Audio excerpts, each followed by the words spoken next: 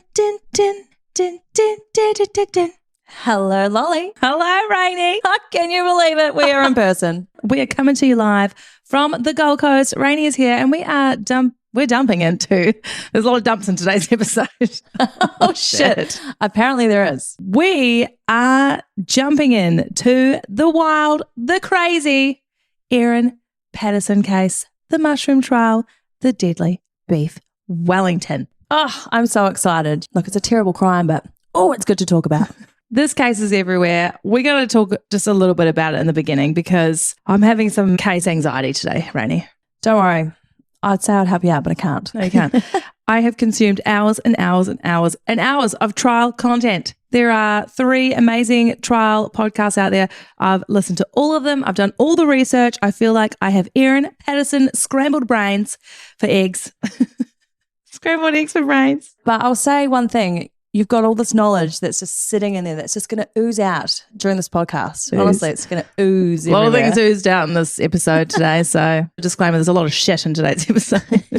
It's a real poopy time. For someone who doesn't like to talk about poo, I'm going to be talking a lot about poo. Okay? I'm with you on that one, Lolly. I don't actually do poos. So it's going to be really awkward for me to talk about it. I know. It's a really really weird thing. Can't relate. I'm a lady. We're going to jump right in. Shall we? Take it away. I'm going to take it away. Take it straight to the toilet. 28th of July, 2023, in a little town called Leongatha, just near Melbourne, Victoria, Australia. Erin Patterson receives a text message. Ding, ding. It's from her estranged husband, Simon, and this text message reads, I feel too uncomfortable about coming to lunch with you, Mum, Dad, Heather and Ian tomorrow. I'm happy to talk about your health and implications of that at another time. If you'd like to discuss on the phone, just let me know. Erin is a little pissed. She's been preparing for this lunch for quite some time.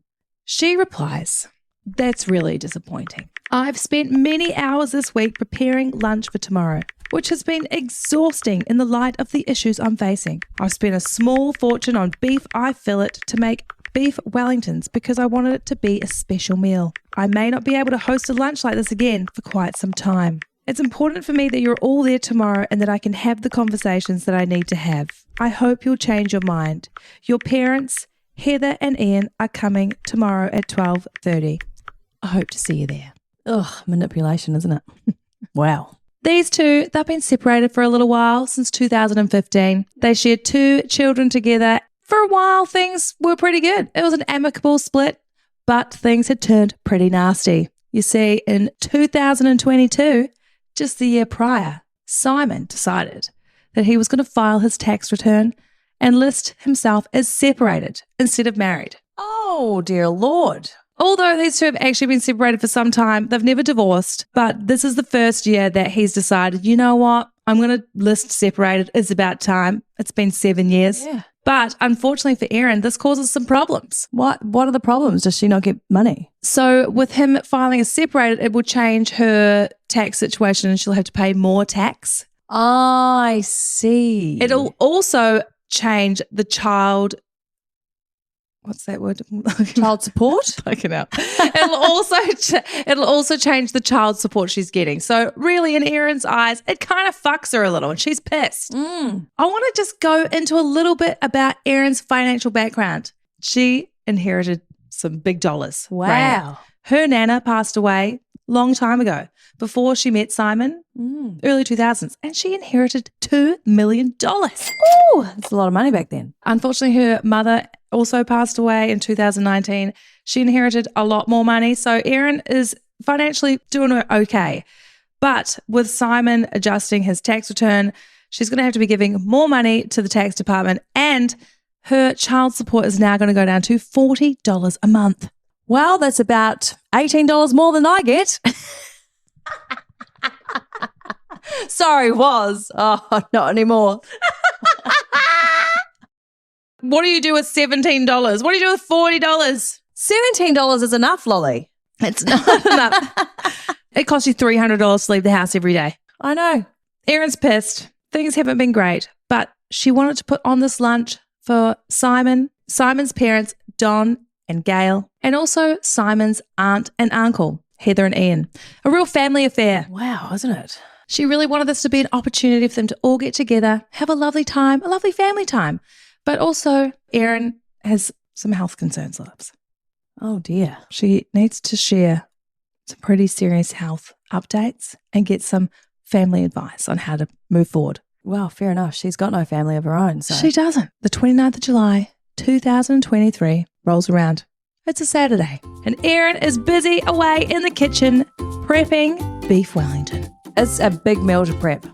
It's a fancy fucking sausage roll, loves. Well, it is. I've made it a couple of times. It's actually really nice, but it is a big giant sausage roll. This is a meal that she wants to put on to impress her guests. Now, she's using the Recipe Tin Eats cookbook, page 252. I have the cookbook. It has a 6-page recipe for it, for goodness sakes. Well, 6 pages of instructions. That's right. That's right. 6 pages on how to make a saucy roll. Wow. So she is busy.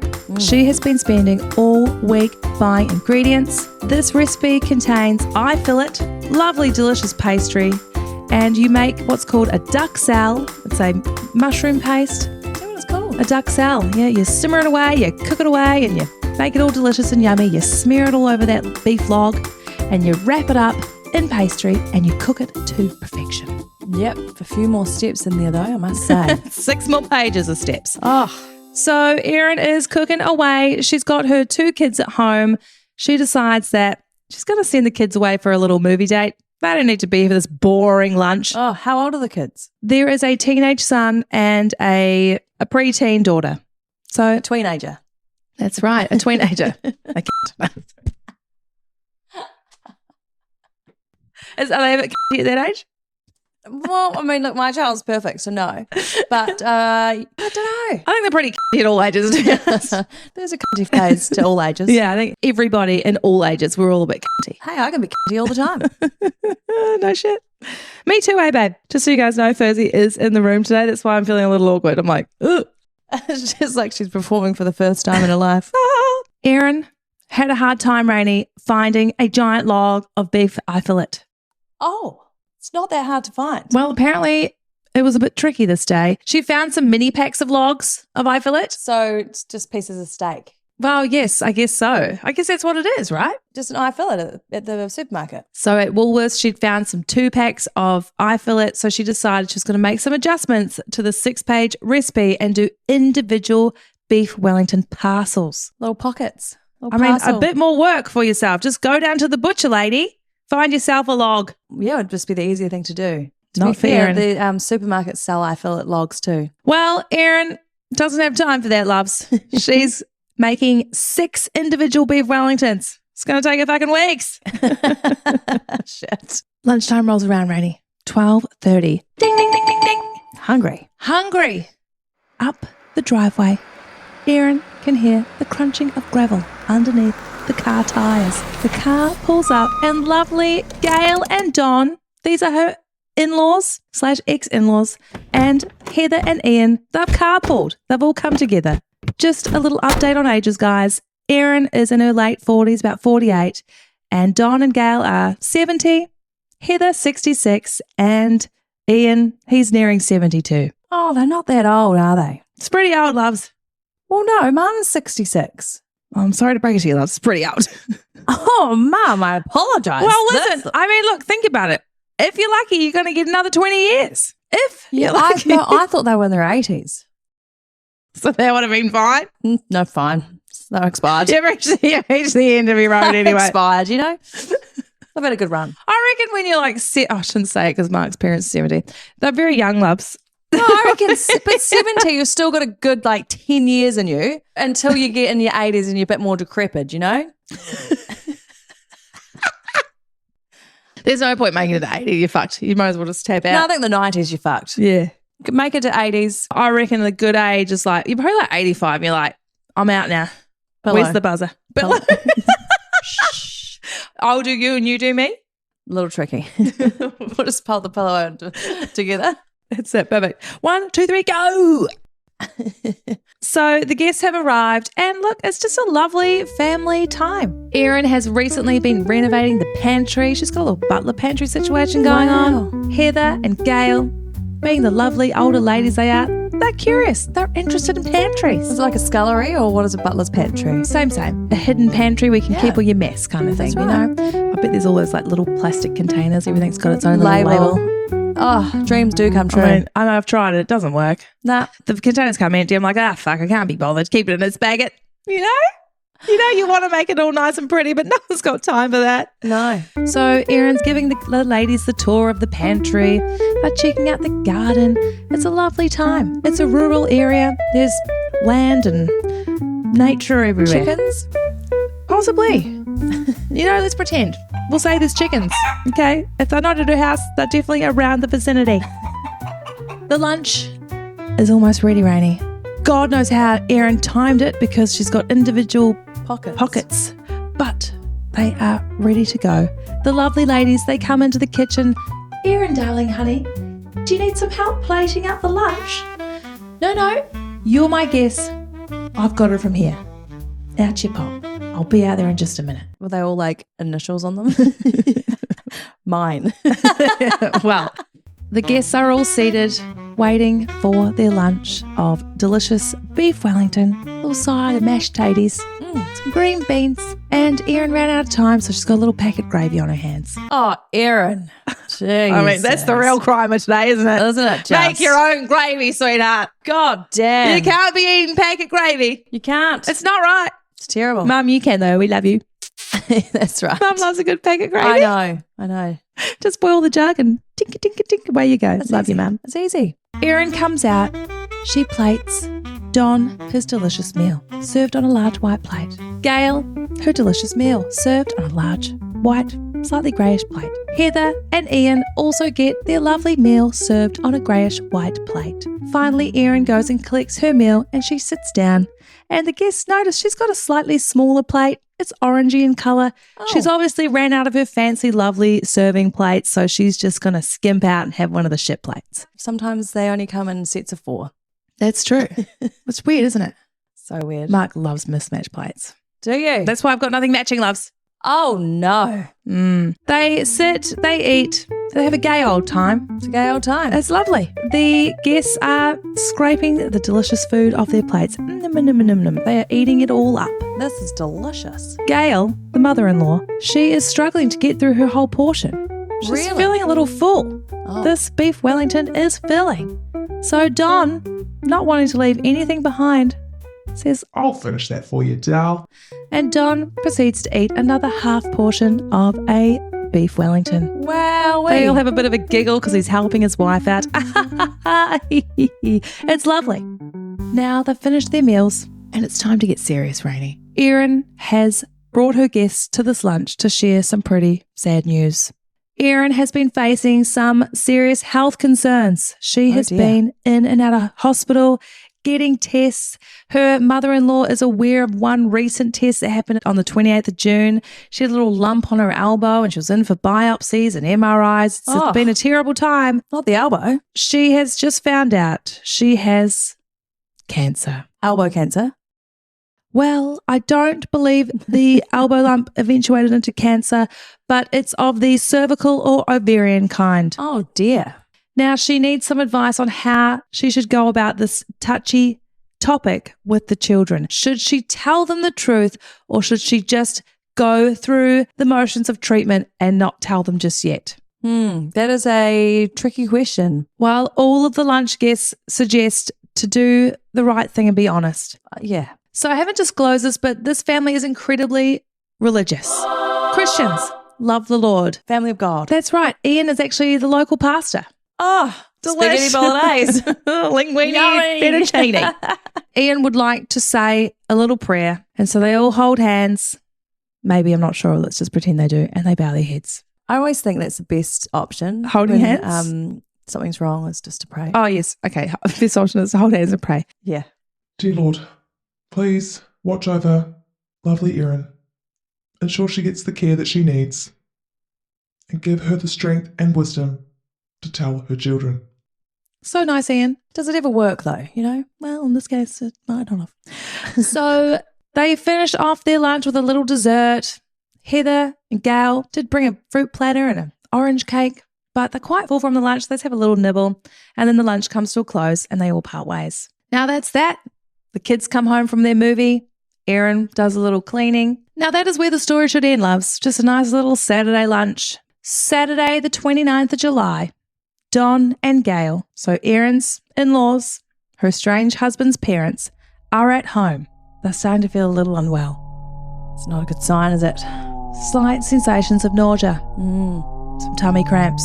Ooh, that first little niggle, you're like, where's this going? You know? What was that?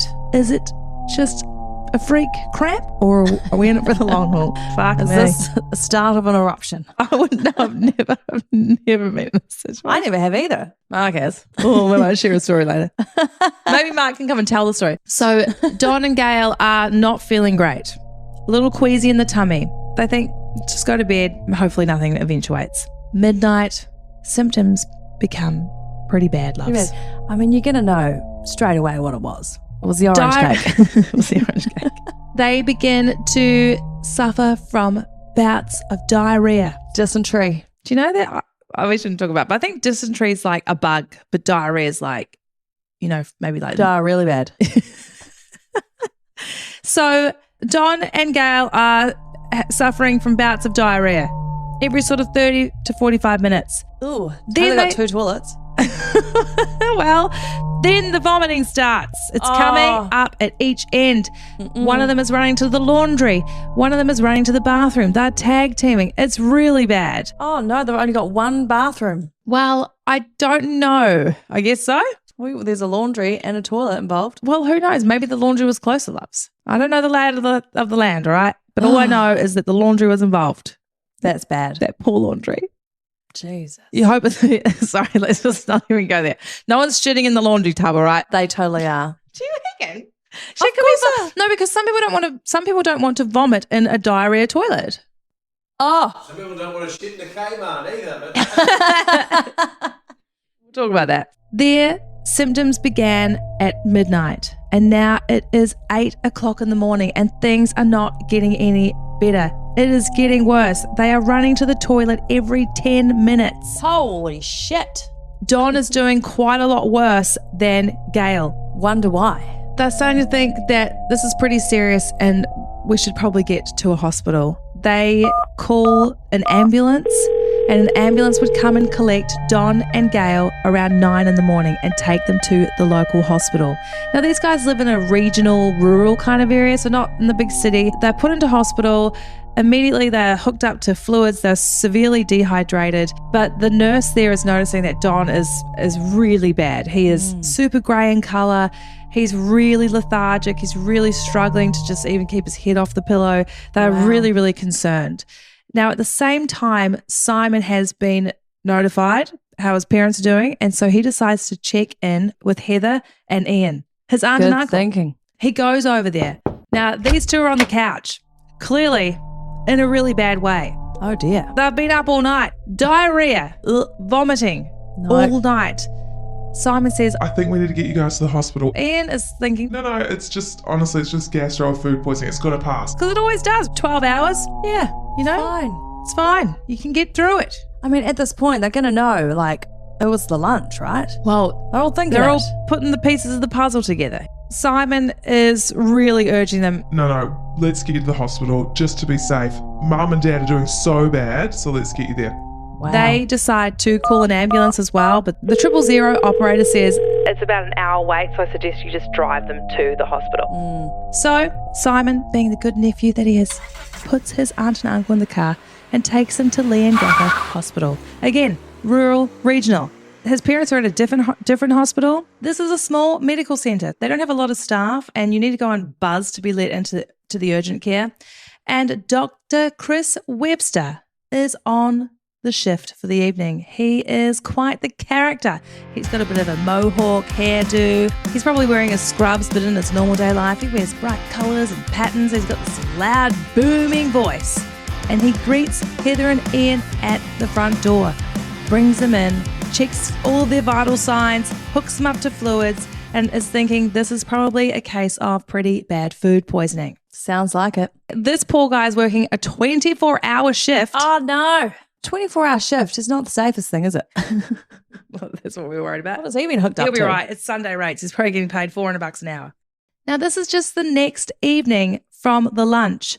So let's see how Erin is doing. Erin, too, has been suffering from some gastro symptoms, Rainey. Oh, dear. Erin was suffering all night. Bouts of diarrhea, some vomiting. Initially, it was about every 10 minutes. It was pretty bad. Things started to settle. Symptoms were improving. The next day, she's got a few things on, so it's quite good that she's not going to be shitting her pants out in public. No, well, that's always a problem, isn't it? One of the things that she has to do, Rainey, is her son is learning to be a pilot. Huh? Absolutely not. How old is he? It's like 15.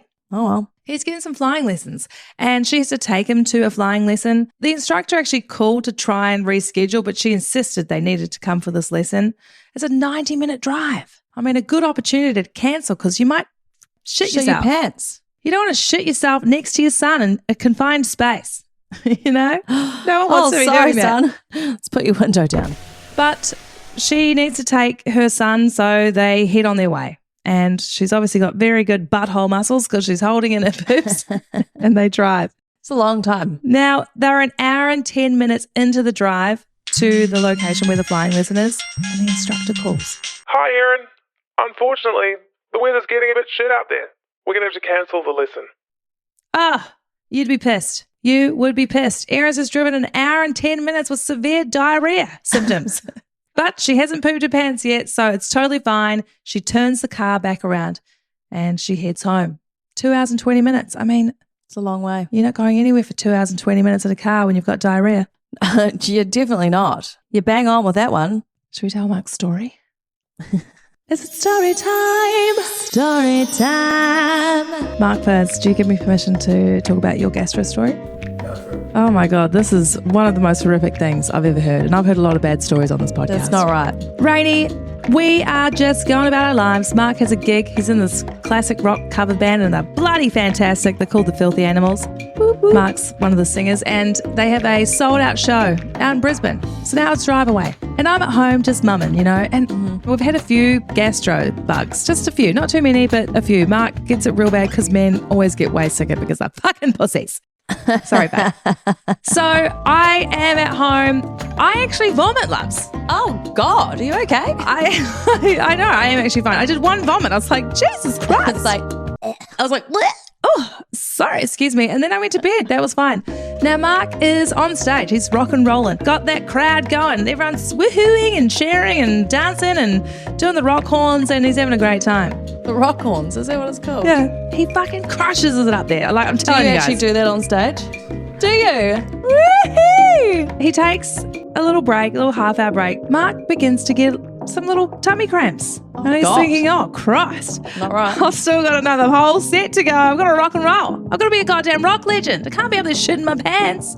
He knows I'm sick. I didn't shit myself because I don't do that. But Mark had a gastro stop just to stop the symptoms. Is it pill? It's a pill, yeah. Oh. So he has a pill and then he gets back up on stage and he rock and rolls away. And I mean, you think he's sweating up there because he's hot, but he's really sweating up there because the symptoms that he is experiencing is getting pretty bad. Oh, Severe tummy cramps. Oh, he's doubled Fevers, over. flushes, and he is ready to unleash on a toilet bowl. The show finishes, he's sweating, he's hot, you know, tense in his sphincter. He's like trying to just like get through it. And then of course everyone comes up to like be like, yeah, that's amazing photos. Good. And then he rushes off to the bathroom and I mean, it is all go. There was no diarrhea really bad, just vomiting. He's a little loud spew. vomiter too, isn't he? Yeah, oh, they all are. Why do men do that? I don't know. Why? Not intentional. I know, but like Dan does it too. It's like, I'm like, what the fuck? He's like giving birth to fucking Satan in there. So he is vomiting away and he's like, right, I just got to get home. Gets in the car. It's an hour's drive. He is praying to baby Mormon Jesus, I just got to get through this hour's drive. 10 minutes down the road. He has to pull over and he starts spewing his guts out on the side of the road. So bad. You poor man. He feels a little bit better. He gets back in the car. He's like, we got this. At this point, he's on the freeway. He's going 100 k's an hour. Oh, Christ. Here it comes again. He pulls over. He jumps over the railing. And like, there are cars zooming past, 4 or 5 lanes. It's probably also like snakes and God knows what out there. But he doesn't care about that because he's got a vomit and he is vomiting away. And then he hears a car pull up. And someone gets out of the car and it's like a roadside assistance. And they're like, G'day, mate. How's it going? and obviously it looks like Mark's drunk, spewing. Mark's like, I'm not drunk. I've got a gastro bug. and the guy says, Well, look, mate, you can't stop here because every time you stop, one of us are going to come up behind you and see if you need some help. so he's like, oh, Christ. This goes on and on and on. He's driving a few, probably 100 meters down the road at this point, pulling off a spewing. And then, Rainey, the pooing begins. The gastro stop has stopped working. So he now has to try and find somewhere because he needs to do explosive diarrhea and vomit. He goes to a petrol station, but it's nighttime. The night window's up. You can't come in. He's like, Please, I need to use the bathroom. there's all these street youths around. They're like, you can't come in here. Hunched over, he's idling back to the car. He pulled off down the road. He managed to find a bush and he released his bowels. Yeah, he unleashed his bowels. At this point, it's hours later. Like, it's probably 2 hours later. It should be an hour drive. A few more stops, a few more emptying of the bowels. Couldn't find a toilet. He falls into a car park. It's a Kmart parking lot, loves. Lots of open space. Big street lights. CCTV. They have it all. He needs to take a poo again. There's only one thing he can do in that moment, and he holds onto the front of his car and he drops his pants. Out in the open, street lights, CCTV, and he just starts doing bum wheeze. Did you vomit at the same time? Yeah. And he's vomiting and he's bum weeing for all of the world to see. He finally rocks up home 4.5 hours later. And that was probably one of the most traumatic things that ever happened to him. God. I just needed to share it because here you've got Erin, who is experiencing some pretty severe gastro symptoms, and she's managed to do a 2.5 hour drive round trip and hasn't pooped anywhere for anyone to see either. But she is not doing great. She's come home, had a little bowl of cereal, but that did flare the symptoms up. So she's thinking, I better get into hospital and get some fluids. Get checked out. Yeah, she's thinking she's a little dehydrated, so she's going to take herself to hospital. At this point, she is aware that all of her lunch guests are in hospital with some pretty severe gastro symptoms. You'd feel pretty bad, wouldn't you? You would feel pretty bad. But, maybe it was contaminated meat. Not her fault. Okay, so she's going to head into hospital, but she decides she'll go the next morning. She's just going to sleep through the night, see if she's any better in the morning. Back to Don and Gail. They're not doing great. Don is very bad. He is so bad that they need to transfer him from this regional hospital to the Dandenong hospital. And this is at 10 o'clock on the Sunday night, the day after the lunch. Ooh. There is more tests done on Don to see if they can figure out what's going on. Some of these tests show severe metabolic acidosis. This is pretty bad organ damage, specifically the liver. Ooh. Now, the doctor is feeling super concerned because when you have food poisoning, you're not typically seeing your organs fail. No. This seems like it could be a poison. So this Dr. Morgan rings a Dr. Mark Douglas, who is the hospital toxicologist, to discuss these test results. This toxicologist says, Is it possible that they have consumed a toxic mushroom? Wow, straight off the bat. straight off the bat, they know that they've had beef Wellington. Oh, yes. They know that there's a duck sow mushroom mix. It's obviously not the meat. Could it be that they've been contaminated with a deadly mushroom? Mushrooms are poisonous, Rainey. They are. Many kinds can kill you. Dr. Morgan isn't really sure because she knows that Gail isn't as bad as Don. So maybe Don's got some underlying health concerns. This doctor tracks down the other lunch guests, Heather and Ian. So Dr. Morgan from Dandenong Hospital is contacting Dr. Chris Webster at the Leongatha smaller regional hospital. He's still awake. He's still awake. He's cracking on. She wants to know how Heather and Ian are doing and explains, we suspect they've ingested toxic mushrooms. Dr. Chris Webber is startled. He cannot believe it. We better get Heather and Ian to a bigger hospital as well. So he goes into Heather and Ian's room and it's a big rush. They pull them out of their room and they start getting ready to transfer them to the Dandenong Hospital. Shit. They are preparing a charcoal drink. So with mushroom poisoning, it does affect the liver. So they're trying to detox the liver. They are giving Heather and Ian activated charcoal drink and they're getting ready to transfer them to Dandenong Hospital. Monday rolls around.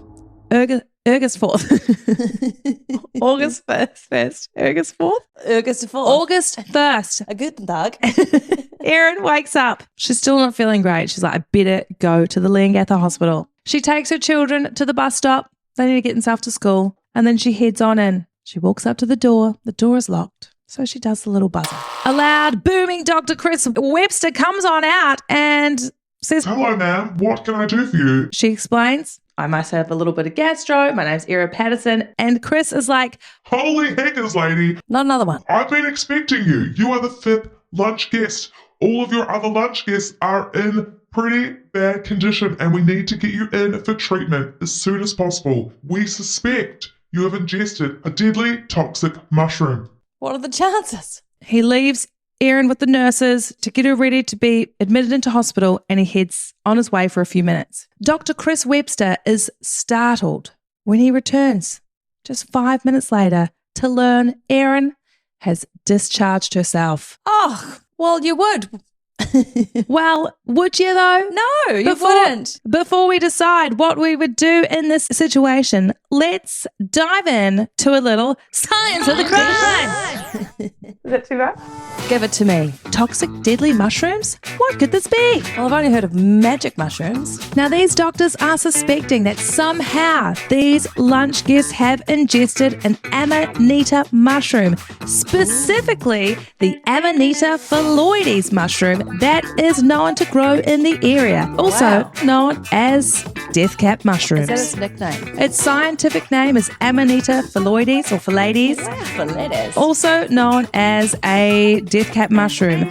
So this is just one of the Amanita mushrooms. There's quite a few. One that you would actually recognize is called the Amanita muscaria. Ooh. And that is the little red mushrooms with the little white dots on it. Are they deadly? They are deadly. Do not Really? consume. They're everywhere in Christchurch. Really? Yeah, they're just like in the middle of the Island Road the other day when I was driving. Do not touch those bad boys. I know that you're not supposed to touch them, but they just grow in your backyard. Yeah, they just grow in your backyard. They're deadly. So these innocent-looking fungi are actually among the most poisonous in the world. Wow. The Amanita phalloides mushroom is known as an ectomycorrhizal. An ectomycorrhizal. An ectomycorrhizal. Fuck. Ectomycorrhizal. These long words, you know, they get me every time. These are known as ectomycorrhizal fungi, and this means they form a symbiotic relationship with tree roots, especially oak, beech, and pine trees. Wow. They exchange nutrients for sugar, so the trees will give a glucose made from photosynthesis to the mushrooms, and in exchange, these mushrooms will give the trees water and minerals that it pulls out from the soil. So smart. A loving relationship, harmonious, working together. Beautiful. Now, beneath the soil, these mushrooms form a vast web called mycelium. Now, this acts like a brain or a nervous system, and it communicates along its whole web. This covers massive amounts of ground. Really? It's this beautiful, intricate web, and then at certain times of year, the little mushrooms will pop up above ground.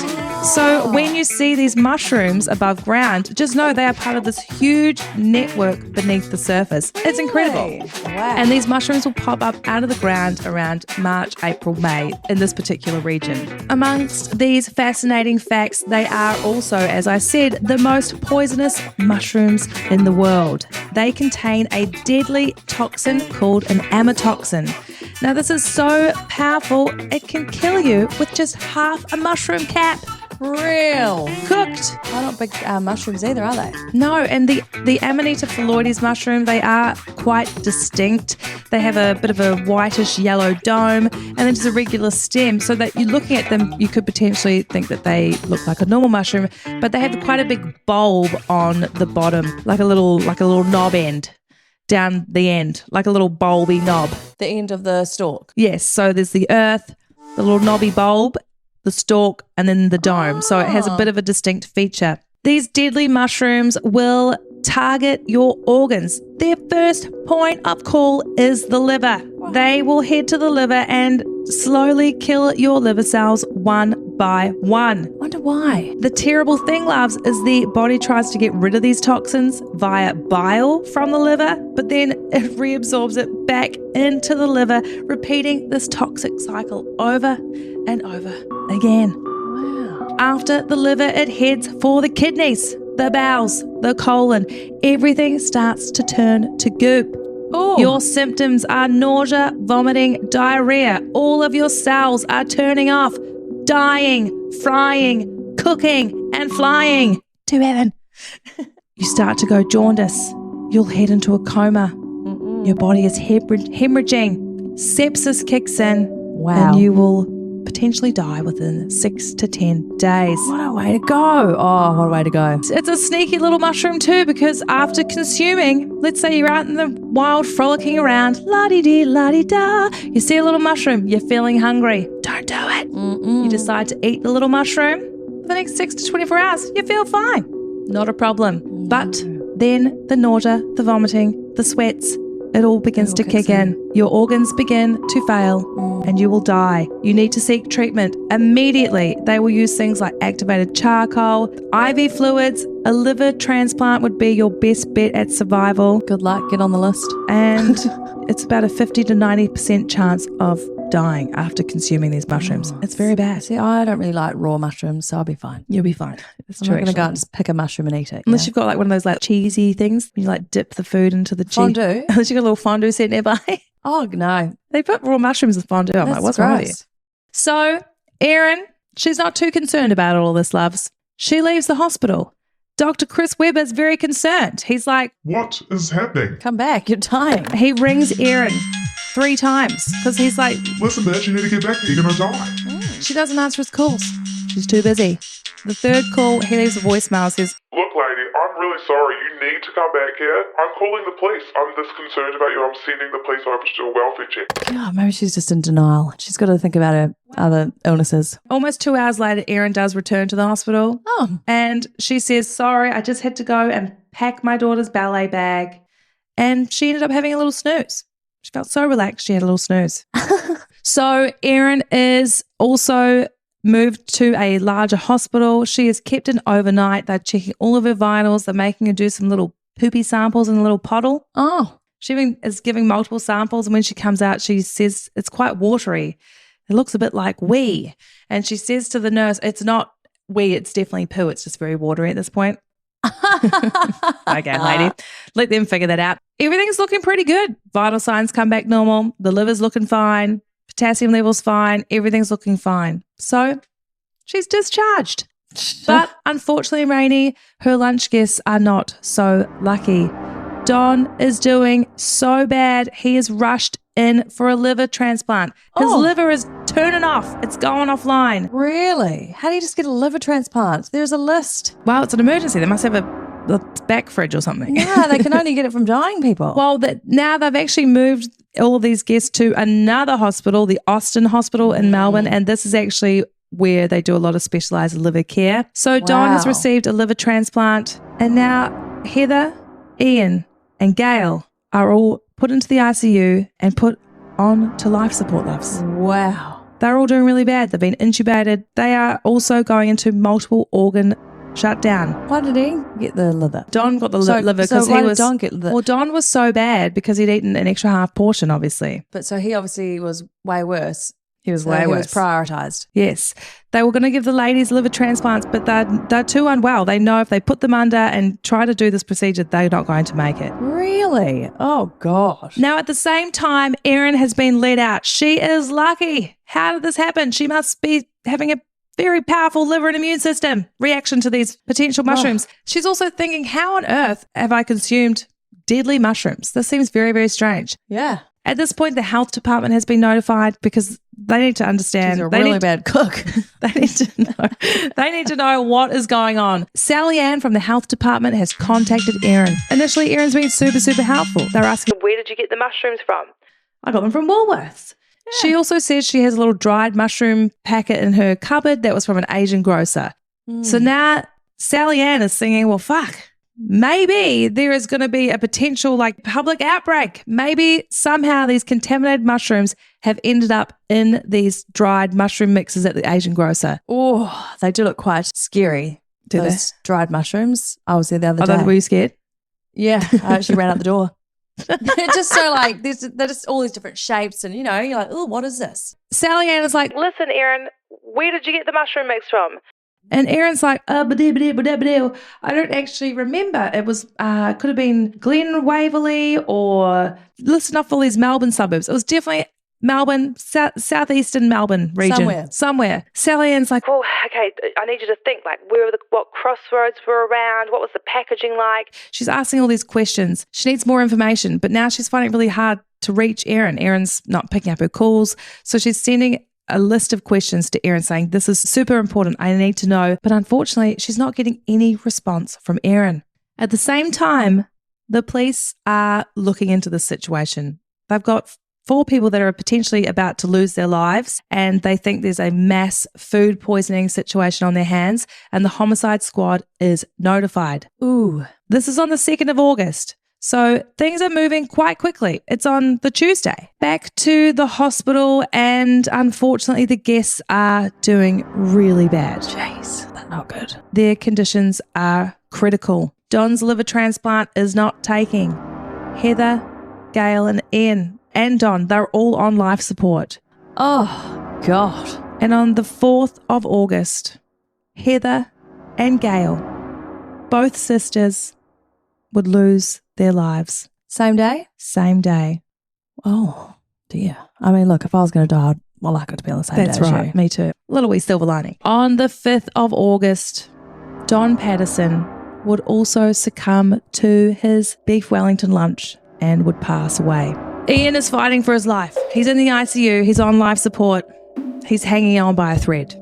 At this point, Rainey, there are 3 people dead from a lunch, 1 person on life support and another person doing quite well. Police are investigating and they attain a search warrant and head to Erin's house, her Leongatha home where she hosted this fatal lunch. Be the obvious choice, wouldn't it? Erin's home. She's present for this. The kids are there. They've also managed to extract bank records and phone records of Erin, and they're starting to look through everything to see if there's any suspicious behaviour going on. In the bank records, there is something that piques their interest. A transaction. On the 2nd of August, so 4 days after the lunch, there is a transaction at the Coorambara tip at the dump. Erin's been doing a bit of spring cleaning. Oh, Erin, you just cash girl. I don't know about you, but if I just got out of hospital and everyone around me is in critical condition, I'm probably not going to the dump. I'm not going to the dump. God, it's a real hassle, So the police are trying to figure out who is at the dump disposing of something on the 2nd of August. They're also at the house doing their full search. They are going through the kitchen. They're looking at the pantry, this beautiful pantry. They find the cookbook, the 6-page recipe. It's got some splatters of gravy on it. There's a napkin bookmark right on the recipe, so we know that this is what she's used. Erin is just sitting there at the dining table while the search warrant goes on for 4 hours. At one point, she asks, can I use my phone? I need to go and make some arrangements for my daughter's ballet. She must be a really good ballerina. She loves this ballet class. They let her go. She's gone for about 20 minutes. And they come back, and as they are concluding the search warrant, they ask Erin to hand over her device. And she says, not a problem. There you go. Just take it. It's totally fine. They ask, Does it have a PIN code? She says, yes, let's just say it's 6321. She leans over the table and they go to put in the passcode, but it opens without the code. And she's actually visibly a bit shocked, like, oh, that's weird. It's a little weird, Randy, because Erin, when she ducked off to make that little phone call to the ballet teacher, she also accidentally, well, it wasn't accidental, she managed to do a factory reset on the phone. Oh my God. Just a little wipe and clear of all the data on this phone. So when she's handed over to the police, it's cleared the PIN number 2. She wasn't prepared for that. And then it's opened, it's like, English? Tap for English. Hello. Tap for English. She's also managed to remove the SIM card for another phone and put it into another device. There's all kinds of things going on. I mean, but why would the police even let her away with her phone? I'm unsure because at one point she was being escorted to the bathroom with a police officer, so that they did let her go on her own for 20 minutes. At the conclusion of the search warrant, they say, We do need to bring you in for some questioning. You are allowed to have a lawyer present, otherwise you can come with us. and she said, that's fine, I'll come along. So they head in for a little chit chat. She's so dumb. They sit in the interrogation room. Detective Eppingstall sits down, looks Erin in the eye and just says, Look, I'm trying to figure out why it is that 4 of your lunch guests are so severely ill and you are not. he also at this time discloses to Erin that Heather and Gail have passed away. Oh, does she not know? she was unaware at this stage. Wow. This is news to her. I'm sure she's quite shocked. She's not saying much. They have some questions that they need to know. Erin, have you ever foraged for mushrooms?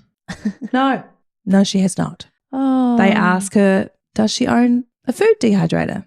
No, definitely not me. Nope. They also ask her, Well, how come we found a manual for a dehydrator in your drawers? and she says, well, I just like to collect manuals and have a Thermomix. She starts talking about Thermomixes and getting interested in Thermomixing. Does she just have a Thermomix manual without a Thermomix? She's rambling on about Thermomixes. Yeah, she's never foraged and she's never had a dehydrator. So they want to know all about the lunch, the Asian grocer, where these dried mushrooms have come from. You see, Erin has said that when she's made her recipe, she's had these Woolworths mushrooms, but she left the prosciutto out of the recipe and it just tasted a little bland. And she had a little Tupperware in the cupboard with these dried mushrooms from the Asian grocer. Yeah. So she's added them to the recipe just to give it a bit more robust flavour. Mushroom flavour. So that's what she's used, and she's thinking, well, maybe they were contaminated.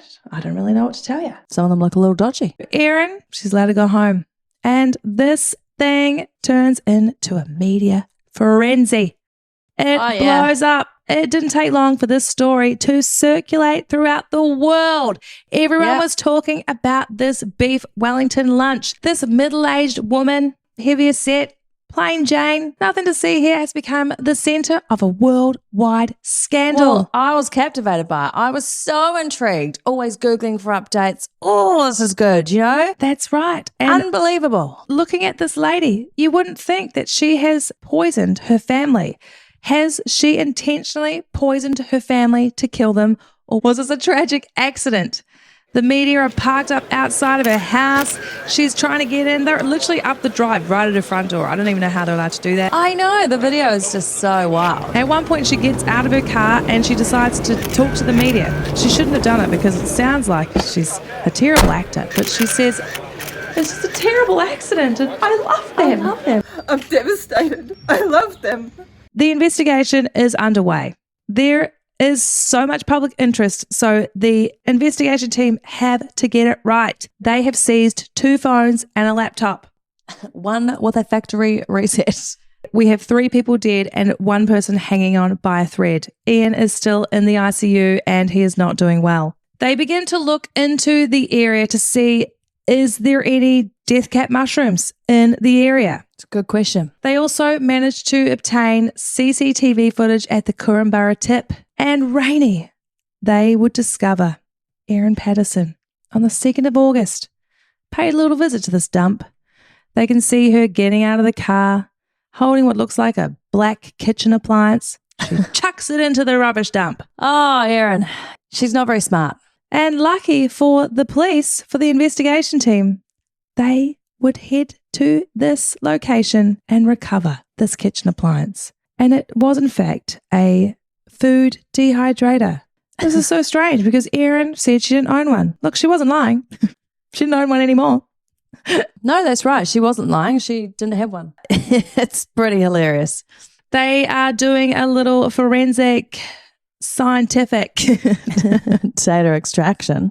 They send this dehydrator off for testing. They want to see, can they pull any fingerprints off this? Probably, because we can see her filthy little mitts are all over it. And they want to see if they can pull any evidence of toxic mushrooms from inside the dehydrator.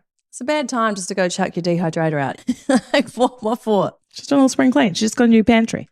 No room for it. That's right. They are looking into if there are these specific mushrooms in this area. Now, there is a website called the iNaturalist website. Now, this is a public website. Anyone can go on there. A lot of food foragers and scientific nerds will go on there and talk about weird naturally science things. It's really, Food foragers. I really know what I'm talking about, guys. People that want to go live off the land. But this is where a lot of people that will find these mushrooms will do public posts just to give a bit of a public alert. And it just so happened, Rainey, that a few months before the lunch, there were some posts on the iNaturalist website of sightings in the region of death cap mushrooms. Wow. The suspected mushroom that was used in this beef Wellington. Does she subscribe to this website, or is it just anyone can go on it? Anyone can go onto it. Wow. And it's also, I think, worldwide as well. So you can do, yes, all kinds of public sightings all around the world. Looking into Erin's phones, they are pulling some very interesting data. Can you look into a factory reset phone? No. Can you not? No. It's gone forever. Oh, So first of all, they want to see, is Erin looking on her devices for this specific mushroom? On the computer they seized from the house, they can see that she was, in fact, on the iNaturalist website back in May 2022, so quite some time ago, the year prior, and she was specifically looking for death cap mushrooms in the area. it's a bad look, that one, isn't it? Yeah, can't It's really. not good. They are putting out the ping loves. They need to see, was Erin in the vicinity of this region where the mushrooms were found? Well, Ding, ding, ding, ding, ding. ding, ding, ding, ding, ding, baby. In April, a Dr. Tom May, he was one of the posters on iNaturalist that found these death cap mushrooms. He posted his exact location. And a few days later, it seems that Erin's phone was pinging in this region in an area called Lock, about 20 k's from her house, I believe. Okay. Don't quote me on that. They also can see that after she's visited this region, she's headed straight out to buy a food dehydrator. What are the chances? Incriminating. Fast Wow. forward a month, there is another sighting of death cap mushrooms on the iNaturalist website. Now, it's a woman this time. She is in a particular location. It's in Outram.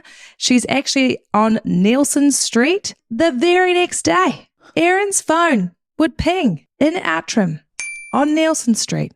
And it looked like she was stationary in this location for a good 30 to 40 minutes. Perhaps just enough time to forage for death cap mushrooms. Oh, God.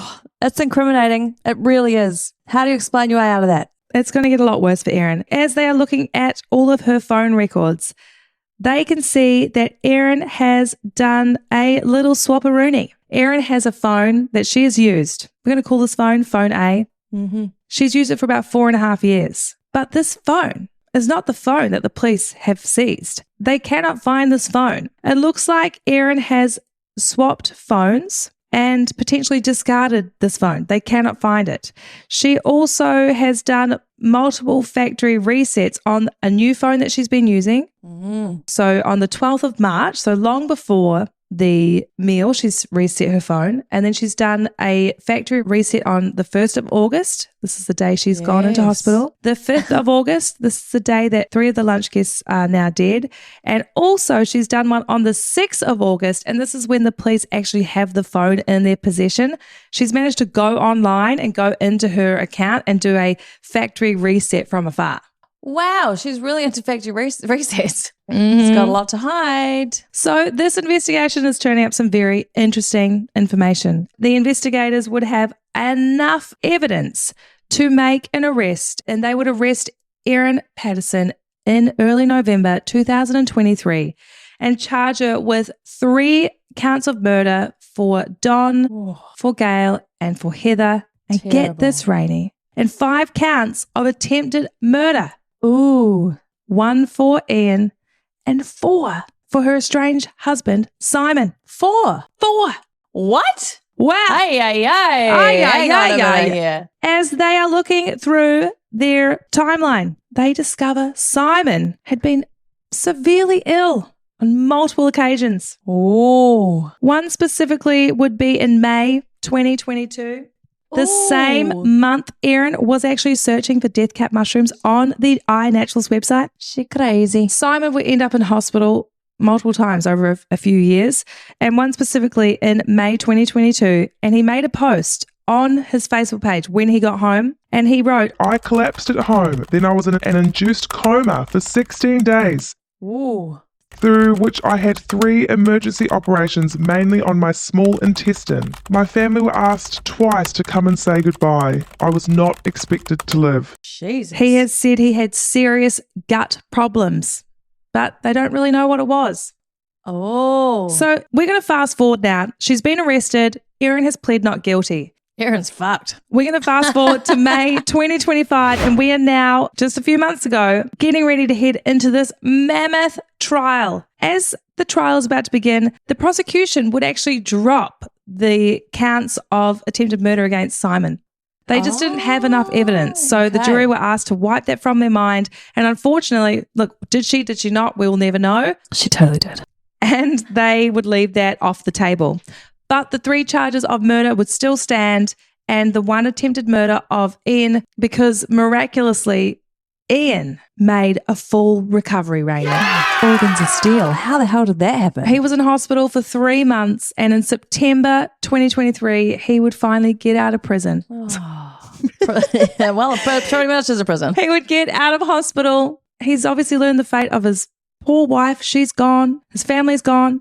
And now he is ready to attend this trial. Hopefully justice will be served. Imagine surviving that and just being this old man knowing that she's purposely gone to kill you. He's a man of God, so, he's probably forgiven her. Forgiveness. So this trial is still underway, guys. As we record this, we're waiting for the verdict. We're going to insert, obviously, at the end, but I want to just give you a recap on what we've heard over the past 7 weeks. It has been a mammoth trial. Nanette Rogers, this is a badass bitch. Ooh, she's a little bit older. She's probably like around our mum's age, and she is just great. She rocks up to the trial every day. She's got a little backpack on and a coat and a scarf, and she looks so sweet, but she is fierce. She's fierce. She is Love not that. mucking around. The prosecution would claim that Erin is full of shit. She is. That wasn't their words, that's mine. But basically, they've said that she lured this family to this lunch under the disguise of a fake cancer diagnosis. Fake? In order to poison them.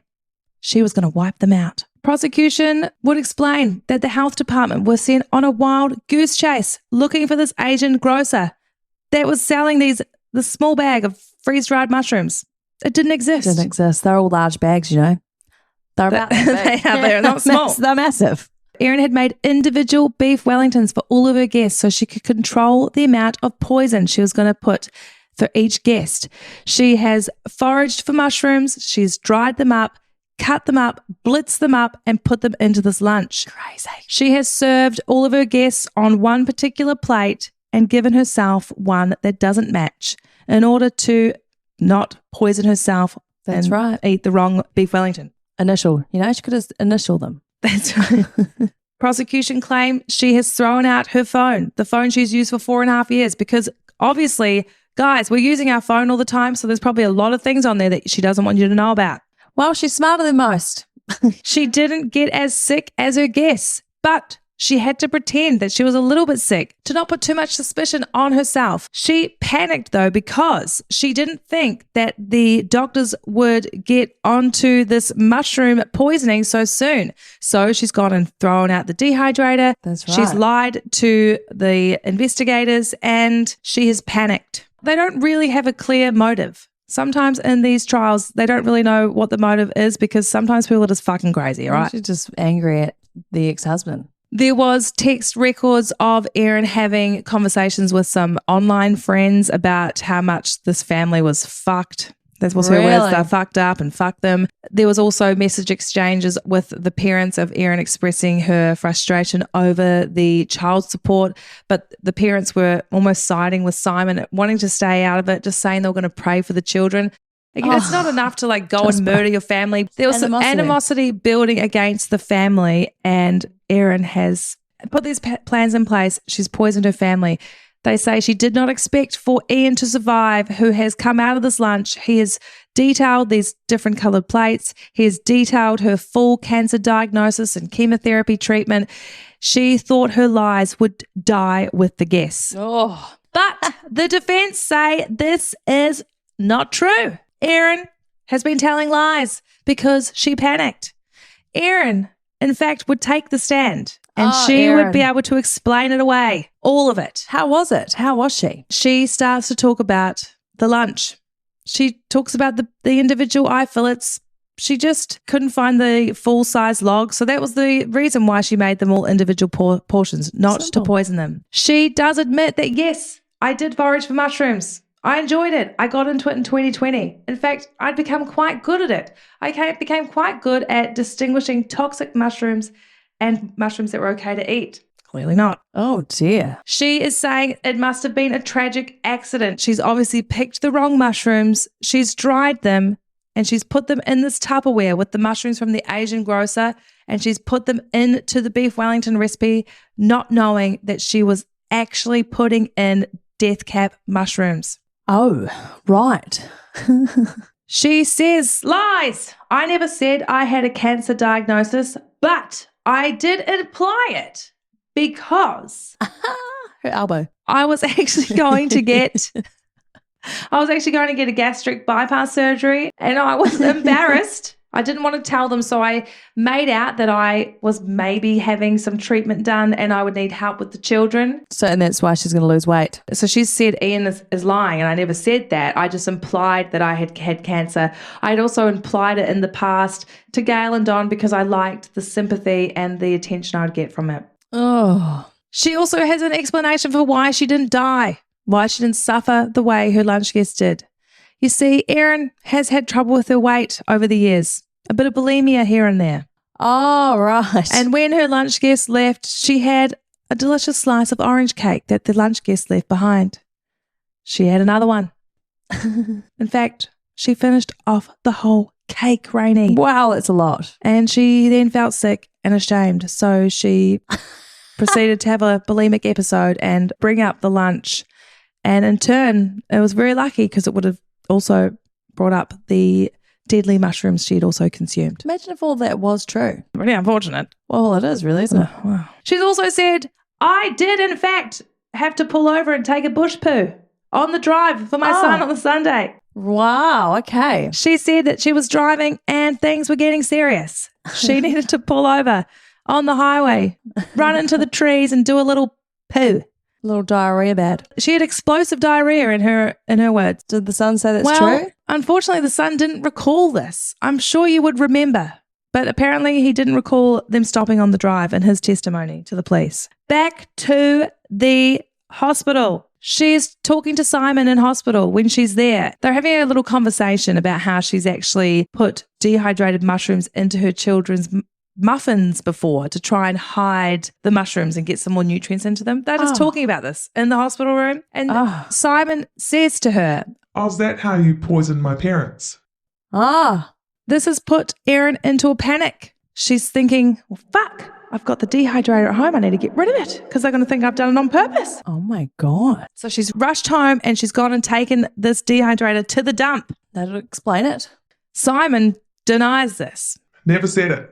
Really? He said he's never made that comment to her or asked that question. It's false. In the kids' testimony, they have said the next night, the Sunday night, they have eaten leftover beef Wellington. Erin has scraped off the mushroom mix and the pastry and thrown that in the rubbish and fed the children the beef log. Oh, okay. And that's why the kids didn't get sick. No. This is very interesting, loves, because when they have done testing of some of the ingredients, it is impossible to extract the poison out of the meat.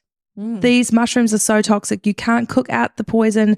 It seeps into everything it touches. Yeah. Like, it's physically impossible. So the prosecution is saying, well, that's lies. She's obviously Bullshit. just had some beef Wellingtons that were toxic that have all been consumed and some that aren't. She's also admitted to resetting her phone. Yeah. Because she panicked, because she thought, well, if they're going to think that I've done it, She had pictures on her phone of this food dehydrator with mushrooms on the trays. She's taken photos and she had to get rid of it. She did it in a panic. You wouldn't know what you do in this scenario. The prosecution did ask her, well, why, when you've started to realize that potentially there are death cap mushrooms in this recipe, why didn't you say anything to the doctors? Because at this point, they're speculating, if you loved these family members so much, why didn't you do what you could to help them? She purely said she panicked and she didn't know what to do. The prosecution has also come back to ask a couple of questions for Erin. When she said she was having this gastric bypass surgery, and that was the whole point of the lunch, was to talk about this. Sounds legit. She did actually have an appointment at this clinic in September. The prosecution's done a little digging, and this clinic actually doesn't do gastric bypass surgery. Whereas in her testimony, she said the whole time that was where she was going.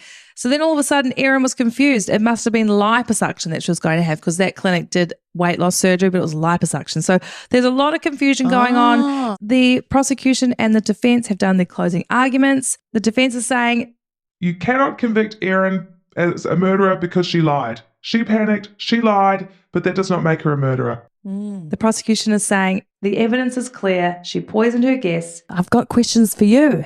What was in the container she pooped in? What what do you mean? Oh, I never found out if it was wheeze or poos. It's been a burning question on my mind. I wonder, did she Water it take down. Did she poop in there and then just put some water and shake it up? I reckon maybe she went and got some laxatives or something, because I think she was having some bowel movements, some watery bowel movements, but you would take something. That's what she left. I will add really quickly, when she left to go pack her daughter's ballet bag and she said she fell asleep, there was some phone pings of her darting all around town.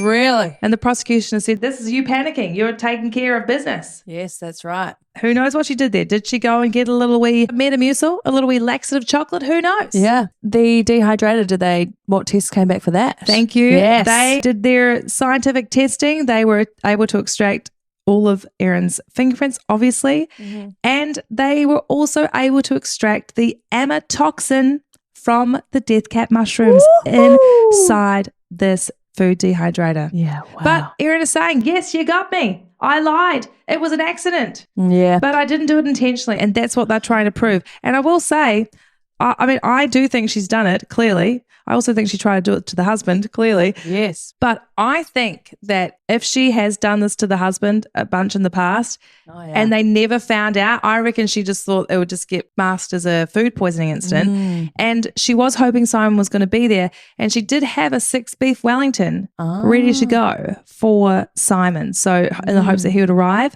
And I guess maybe she was just hoping that they would all have it and she'd wipe out the whole family and be done with a lot of them. Or just make them very sick. Wow. What is she gaining from them all dying, though? Well, that's what the defense is saying. Why would she do this? For? Apart from out of anger. Yeah, but some people are just fucking nuts. Honestly, it is horrific the way these people died, and they did not deserve it. They were just lovely old folks, just living their life. It's like your mum and dad, you rural, regional, Victoria living, just minding their own business, godly people. Far out. I did hear it's quite a terrible, horrific, painful way to go. So your organs just one by one. But the jury has to find her guilty beyond a reasonable doubt. Will they be able to do it? There's a lot of doubt, because she has come out and said, yes, I did do all these things and it was an accident and it wasn't intentional and it's not my fault. I just panicked and lied. That's what I'm thinking. Had they created reasonable doubt? Ooh, I wouldn't be surprised if they have.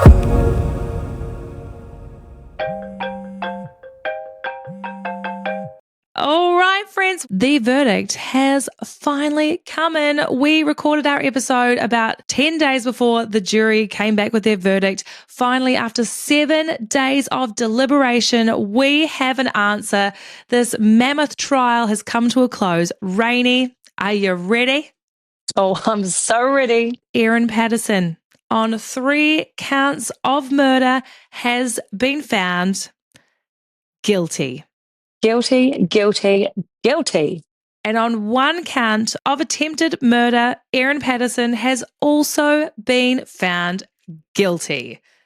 Stuck on that, Erin. I have listened to some of the updates from the courtroom, and when the jury was read aloud, there was pretty much no emotion shown from Erin. Super, super stoic. She had been very emotional, very animated, a lot of tears. She had an answer for everything, but they really did turn out to be lies. And here we reached this verdict, and it's nothing. There's no emotion. Nothing. She's acted it all out, loves. You know, she put on a show. Now she's just real pissed. Her performance did not pay off. Now she's going to prison. She should have kept the performance going to the very end in case she's going to appeal. But no, overall, guys, it's a real tragedy. It's just such a waste. Erin's children no longer have their mum. These lovely older people lost their lives in the most horrific way. So evil, so dark. So, Rainey, can you handle this shroomy crime and scandal? No.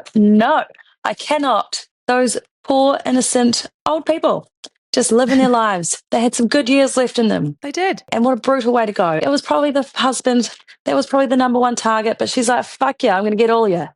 And she didn't manage to get the husband. She just got those other people. So I feel bad for them. But, you know, Erin, you get what you deserved. You have cooked your fate, girl, and you will never eat beef Wellington again. And good riddance. Good riddance. Can you handle this crime and scandal? Definitely not. Nobody can. This is just so sad. And I just think Erin is just quite the evil woman. It's so dark. Ooh. Nobody wins in this scenario. And it was so premeditated. She had so many opportunities, you know, from when she picked the mushrooms, she could have bailed out. When she made the duck sour and put the shrooms in, she could have bailed out. When she was bringing the plates to her guests, she could have bailed out and she didn't. Just such a waste. We're going to wrap things up. Rainey is on holiday again. She's in Noosa, so it's a bit weird. She's FaceTiming at the moment. We had to get the verdict. Of course, it would come back when she's on friggin' holiday. But I will tell you, we were together yesterday when the verdict came back, which was quite cool because there's been so much build up trying to wait for this verdict to come back, and we've heard it together. So it was cool. Just want to say, Lola, you did an incredible job on this one. You have been keeping us all up to date. You've been doing so much research. So thank you so much. Highly entertaining. Well, thank you, loves. I appreciate that. And we appreciate each and every one of you guys for tuning in, for being here every week, week in, week out. We're back on YouTube. We're over there on Instagram at Can't Handle the Crime and Scandal. Come and say hi. Come and see what we're doing over there. It's a bit weird. It's a bit funny. And if you are loving the podcast, a rating and a review helps us so much to reach more amazing people like yourself. So please feel free to jump on down, give us a little 5-star, and we will love you forever for that. And just be careful, guys. If you are out for dinner and someone has a different coloured plate and things are feeling a little off, just don't eat it. Don't eat it. Just play a little musical chairs. Swap the food round. That's right. Stay safe. Take it easy. Have fun. We'll see you next week for another juicy episode. We will. All right, Lolly. Take care. Love you. Bye. You too. Love you. Bye. Have fun in Noosa, bitch. Thank you.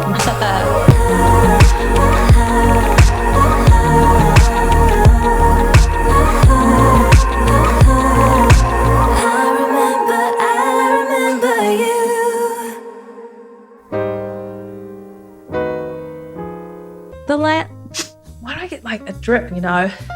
I need to sniff. Why do I need to sniff every time I do a podcast? I don't know. But things did wow. So, fuck. Yeah. He was in hospital for 3 months, and in September 2023, he would finally get out of prison. Well, pretty much is a prison. He would get out of hospital, but there was this animosity.